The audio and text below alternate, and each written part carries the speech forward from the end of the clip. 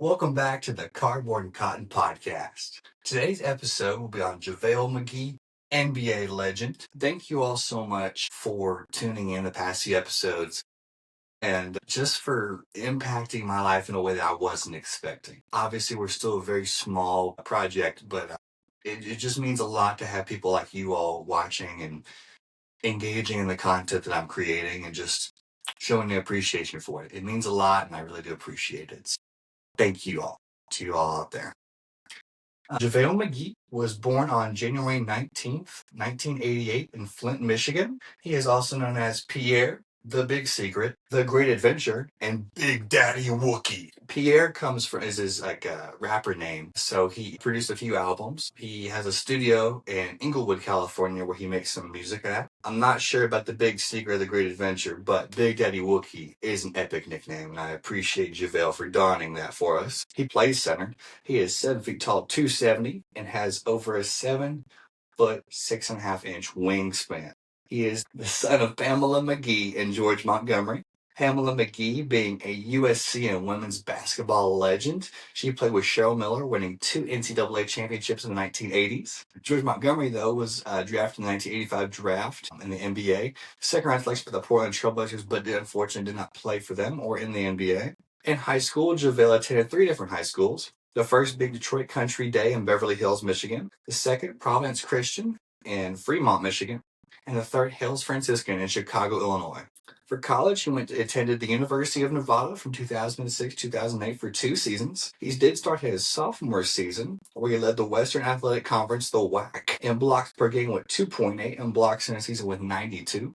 He was named part of the All-WAC first team and the WAC All-Defensive first team in 708 his sophomore season. He was drafted in the 2008 NBA draft from the Washington Wizards in the first round, 18th overall, part of the same draft class as Derrick Rose, Russell Westbrook, Kevin Love, and Danilo Gallinari. Featured on here is the 08-09 Topps Chrome Base rookie card. A sweet picture of action shot of JaVale dunking the basketball. As far as the design on the card, I love it. 08 Topps is very sentimental for myself as I received that set on Christmas Day in 08. In general, I just love the design. I like the little bubbles where the letters are and everything for the team name at the very top of the card. And overall, just pretty simple, sleek design, very vintage, if you will.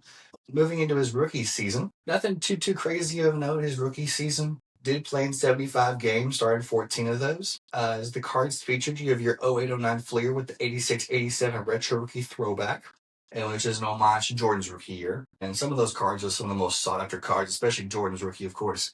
Being in that original Fleer set, one of the most sought-after basketball cards. There are so many fakes out there. You got to be very careful when you look at those cards and everything. But really cool to see JaVale on a throwback of that. This is pretty neat, as it may not be your first thought when you think of that set, of course. You also have your 08-09 Fleer Throwback Classics memorabilia card with the really infamous Golden Wizards jerseys with the gold swatches out of it right there on the patch and everything. You have your 08-09 Exquisite Collection Rookie Patch Auto at 225.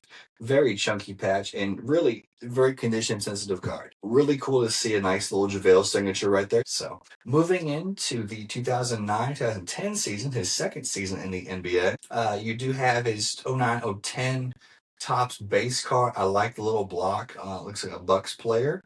And then you do have game-used fabric foursomes from SP out of 199 with a feature of a few other players. Crittenden, Juan Dixon out of Maryland. My boy Warnick. If anybody out there remember my boy Warnick. Warnick Grace, my boy right there.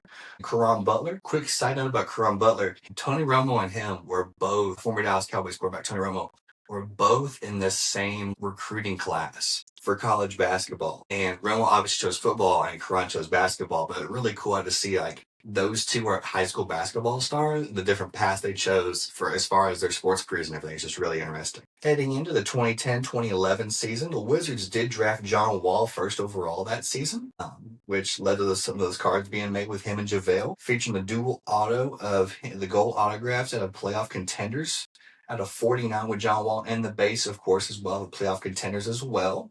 JaVale had a really healthy season, almost averaging a double-double with 10.1 points per game and 8 rebounds per game. Over almost 2.5 blocks, though. That is crazy. It's a lot of blocks. Continuing in that same season, he finished 19th in the Defensive Player of the Year vote. He played in the NBA Slam Dunk Contest, finishing second to Blake Griffin with his dunk over Lakia. I think many people remember that. And the dunks overall were very, very impressive. If you all get time, definitely look up the highlight reel of JaVale's dunks on YouTube from that 2011 dunk contest. He dunked on 2 goals at once with 2 different basketballs. He also had a dunk where he dunked 3 basketballs at once with the help of John Wall. I posted that clip. Overall, just like some really insane dunks. He owns the Guinness Book of World Records for most basketball dunked at once at 3, and I think that's impressive. I mean, he went, and that is why we call him JaVale McGee. And with JaVale, the reason I chose JaVale, real quick, was because I watched a YouTuber, it's probably been a decade ago. His name was King Griff, and he had the Loon Squad or whatever. Like, it was like obviously a play on the Toon Squad. It might have been the Goon Squad, and he just played with the most like interesting NBA players, JaVale being one of them, and he always would go JaVale McGee, and it just stuck. A big reason why he was selected for this episode. Plus, the fans voted for him, so I appreciate y'all that voted for and everything for JaVale. JaVale is just a really interesting player, and I think a lot of them. Going into the 2011-2012 season with the Wizards, you have his 2011-2012 Hoops base card. As you can tell, the Wizards changed their colors in between. He did featured, and really it was a struggle trying to find game used or game issued jerseys for JaVale. I was able to file with more recent jerseys that are issued to JaVale. However, you have a fan jersey here with the should be the road jersey, Adidas Swingman jersey of the red Washington Wizards jersey. So pretty cool to see that. Not too many JaVale McGee jerseys out there, to be honest with you. He was traded towards the end of the season in March 2012 to the Denver Nuggets, where he finished his season, playing 20 more games for them in that rest of that season. Featured is his 2011-2012 Gold State out of 299 base card, and a little cool photo of JaVale Block and the legend, the Black Mamba, Kobe Bryant. In the 2012-2013 season, JaVale did not start again, but he did play 79 of the 82 NBA games. Featured is his 2012-2013 NBA Hoops Taco Bell base card, and real quick on the Taco Bell base cards, they are somewhat rare, somewhat easy to find at the same time, as far as being feasible and cheap to find. They were given out with Taco Bell like kids meals in that year. As NBA Hoops was already a set, and then they just had some of their extra cards, and you can tell the difference between the regular cards and the Taco Bell cards because the edges are rounded.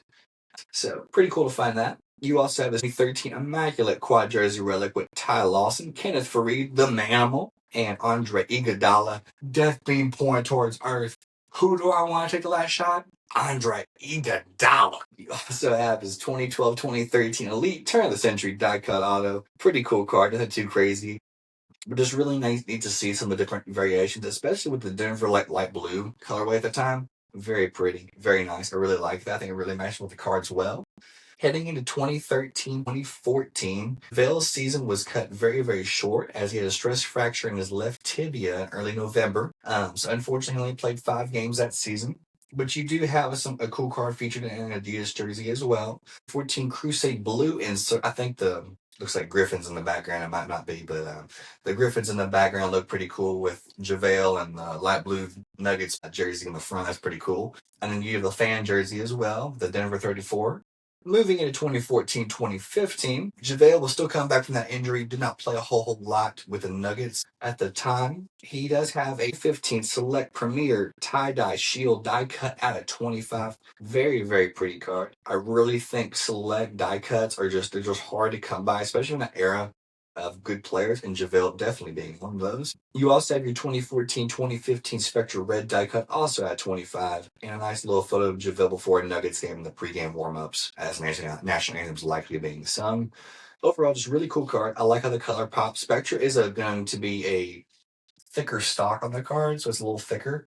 Still pretty condition sensitive, especially coming out of the packs. There's only like 6 or 8 cards in a pack, with Select being a little more in a pack as far as cards and rotation and everything. But overall, it's pretty cool. Two pretty cool cards to find of JaVale. Continuing in the 2014-2015 season, he was traded on February 19th, 2015 to the Sixers. He was, however, waived by them by March 1st, unfortunately. Finding cards of him was impossible, and photos of him are pretty slim to none, but I was able to find a few of them. Not playing in many games, only 6, starting none. However, he did sign with the Dallas Mavericks on August 13, 2015. No cards yet, as he looked like he almost was playing himself out of the league a little bit, just based off of stats.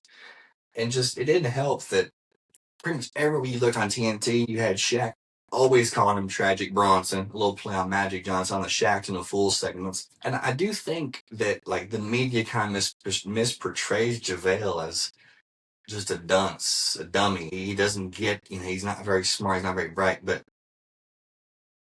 as I've come to research JaVale and learn a little bit more about JaVale, he's so much more than the Shaq and the Fool stuff. Yeah, I mean, some of it's fun, don't get me wrong. I'd be doing the same thing. If I was an NBA player, I'd be goofing around, doing all sorts of stuff. Man, I made it the big time, the big show.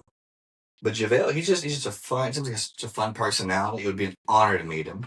And if he ever watches this episode, I'd be incredibly honored as well. I think a lot of him. And he was a big part of my high school tenure. Just watch. I'm not a none of the teams he ever played for I was a fan of, but being a Celtics fan, I always thought JaVale was a solid role guy, very, big personality, could fill a room, but definitely somebody that could step up and get you a board, get you a block, get you a bucket if you needed it, especially from close distance. Like, JaVale's legit.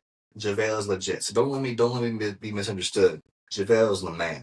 Heading in 2016, 2017, he signed with the Golden State Warriors on September 16th, and he ended the season as an NBA champion. The first of his career, the first of three he would eventually earn. Featured as his 2016-2017 Panini Instant base card with the 2017 Champions Yellow out of 50. And then you also have an Adidas Golden State Warriors women's alternate jersey. Trying to find jerseys for JaVale truly was like needle in a haystack. I scoured so many different Facebook groups, different websites. Couldn't find nothing. I wasn't able to find some on eBay as far as like fan jerseys, but authentic jerseys were just almost zilch. So you do the cool, like the sleeve jersey. And real quick on sleeve jerseys, I have a couple in my collection. And honestly, I like them. I don't think I get the NBA, like a lot of the players were like, I don't like them. They restrict my motion and everything. Because the traditional basketball jersey does not have sleeves. I understand that. And I think that is the superior design. But I don't think sleeve jerseys are that bad. Don't come for me. I'm just saying my opinion on the thing. So yeah, pretty cool to see that as JaVale, especially women's jersey. It's out there on eBay if y'all want it, or send it my way. That'd be cool too. Going in 2017, 2018, he won a back-to-back titles with the Warriors. Featured in the Panini Instant, the Champions Green out of 10, and a really cool, chunky patch booklet from Opulence NBA Finals booklet, jumbo jersey relic out of 19. Overall, just really cool. That's off the crest of the jersey and everything. Just a really nice patch. I mean, really what more to say? He's a back-to-back champion. That's pretty cool. 2 of 3. Heading in 2018, 2019, he signed with the Lakers on July 10th, 2018. Kind of a career resurgence after playing with the Warriors for back-to-back years. During the season, he had a career-high 33 points and 20 rebounds against the Brooklyn Nets on March 22nd, 2019. Truly a legacy game, if you will, for JaVale. Just really cool to see. And then obviously for the card and everything, it will be a Warriors card from the previous season, but it does feature his NBA Finals nameplate, game used out of 5 from Game 3 of the NBA Finals against the Cavaliers. Really cool to see. And then some legit pictures of JaVale playing for the Lakers and everything. That's pretty cool as well. Moving on to 2020. This was his third and most recent, likely final NBA championship with the Bubble Lakers. You do have his 2019-2020 instant NBA champions, the 2019-2020 Prism Purple Pulsar Prism out of 35. Sally sells she sells by the seashore. I'm pretty sure I messed that one up. I'm very sorry. And then JaVale celebrating the Larry O'Brien trophies. 3-time NBA champion. How many people can say that? I didn't do research into that, but how many people besides like Celtics legends and Lakers legends and Bulls legends and Spurs legends can you really say that to, Many players break scratch the NBA, obviously winning a championship is even harder, but 3-time NBA champion JaVale McGee, that's just, in all games that he played in that season too, 68 out of 68 that he played that year. He started, so pretty cool. Heading to Cleveland now in the 2020-2021 NBA season. He was traded on November 23rd before the season started, after the bubble and everything, to the Cleveland Cavaliers. You do have us featured 2020-21 select signature selections, silver autograph, not numbered, but cool to see another JaVale autograph, especially in the Cavs uni. You do have a photo of JaVale playing for the Cavs, and overall, like his Cavs tenure, pretty solid. 33 games, 1 start. 8 points though, but still getting those blocks. JaVale, obviously, huge wingspan. So he's going to get some blocks. He's going to block a shot. Swat it. No finger wag, though. Continuing the 2020-21 season, he was traded to the Nuggets again on March 25th in exchange for Isaiah Hartenstein and 2 future second-round picks. The Hartenstein was pretty interesting. That was cool, the little nugget right there. No pun on the Denver Nuggets, though. Featured, you have his 2020-21 game-used navy and black shooting shirts from the pregame warm-ups, and just necessarily just a sideline shooting shirt in there as well. And then a little feature of him hooping in the layup for the Nuggets as well. And then a quick note as well, he also was on Team USA for the 2020-21 men's Olympic team. So he was named as a replacement along with Spur Keldon Johnson for Bradley Beal and Kevin Love for Team USA. And he won a gold medal. Because why? Because why not? Because that's what JaVale does. JaVale hoops, and he's a winner. Don't you forget that, JaVale. He only played in 4 games. That's all there were. But it's really cool to see him hooping with Damian Lillard and the boys up there and about to take a nice old chomp out of that gold medal. So, JaVale McGee! Going to 2022 season, however, he signed with the Phoenix Suns on July 9th, and no cards yet, but last is some pretty cool features. Him blocking Wagner, dunking over Pritchard, looks like, and I can't tell in the third picture, but another little dunk for the Suns as well. Moving on to 2022-2023, this is the only game used jersey I was able to find of him, and of course, it's a recent Mavericks jersey. It's the game used City Edition jersey. It looks like, and if I posted a clip on it, it's him playing against the Pistons in like January 30th or something like that. Not too crazy of a stat line, but he did play about 10 minutes, get a kill boards, couple blocks, and overall pretty productive. It's a pretty cool looking jersey, honestly. It kind of reminds me of the Dallas Chaparrals, little ABA action right there. So pretty neat to see that and find that as well. And then, of course, you have the promotional photo of JaVale. JaVale here and hearing the JaVale chants, because, you know, Big Daddy Wookie. Moving on to 2023-2024, his last and most recent NBA season. Playing 46 games for the Sacramento Kings. And pretty lovely little action shot of him dunking the ball for the Kings as well. Nothing else too crazy of note as far as the NBA goes. However, earlier this year, in the BSN, he signed and played 41 games with the Vaqueros de Bayamon, and he won another championship. Because why not? Why not? That's what JaVale does. JaVale, just being the legend that he is, wasn't able to find any cards or jerseys of his, but was able to track down some pictures, averaging 17.2 points per game and 9 rebounds. He was also named Defensive Player of the Year because that's what JaVale does. JaVale, honestly, I think you look at the talent between the NBA and then other leagues across the world. Obviously, the NBA is a far superior talent, and JaVale's going to get far less playing time just due to the talent pool being so deep. And to an extent, there's been arguments for as far as expanding the NBA to even more teams, and I think that'd be a good thing as far as money and fans go and everything. But I do think it would also dilute the player pool to an extent. And you know, I recently read a book by Bill Walton where he talked even about in the '90s how the NBA was expanding so rapidly the player pool could not keep up. And I think at this point with the player pool, it really has kept up to the point where you've got players like Lonnie Walker and Markelle Fultz not even on NBA teams, literally looking for contracts. That's where you go overseas. I think that I don't, if I had to draw a line in the sand, I would say do not expand the NBA currently in the current format it's in. However, maybe looking towards 2030, consider something then, but hold off in the years to come so those players can continue to develop. And I get that puts a hinge on their careers, but that's the world we live in, you know. I really do believe that JaVale has really found a resurgence overseas. Obviously, he's about 37 years old, I believe, but I mean, JaVale's just balling hard, man. That one absolute legend, and his pro career overseas continues into the NBL in Australia. Playing for the Illawarra Hawks. So far, at the moment of this recording, he's played about 16 games, averaging 22 points, over 10 rebounds per game, and 2 blocks.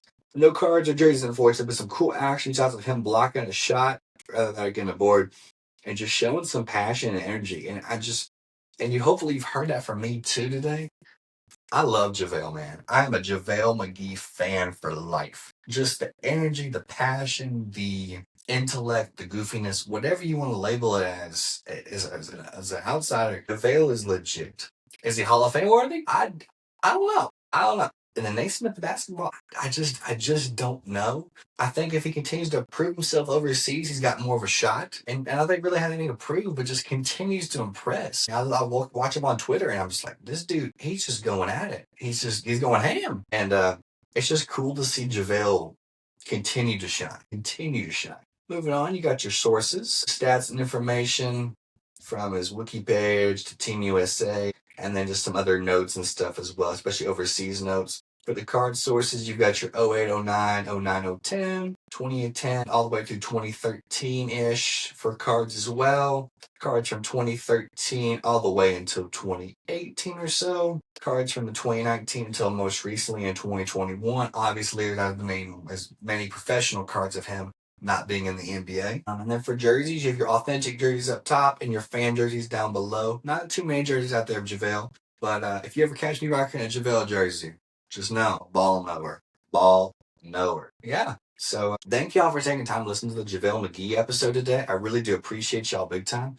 Please follow, like, subscribe, do all the things on all the accounts, the YouTube, the Spotify, the TikTok, the Instagram, the everything, if you don't mind that is. I'm incredibly blessed and incredibly thankful to do this for you all, for myself. I get a kick out of it. It really is a really big highlight of my life right now. And I'm just very thankful that I have this opportunity to share what I've learned and what I know to people like you all. So, yeah, thank you all. Soon I'll have a poll out for what I should do for our fourth episode. It'll be on NHL players, so a little bit different from the past three. But looking forward to expanding my knowledge in hockey, and it'll be cool to see where we go from there. So, thank you all very much for listening and watching. I appreciate y'all very much. And until next time, keep on boogie chilling.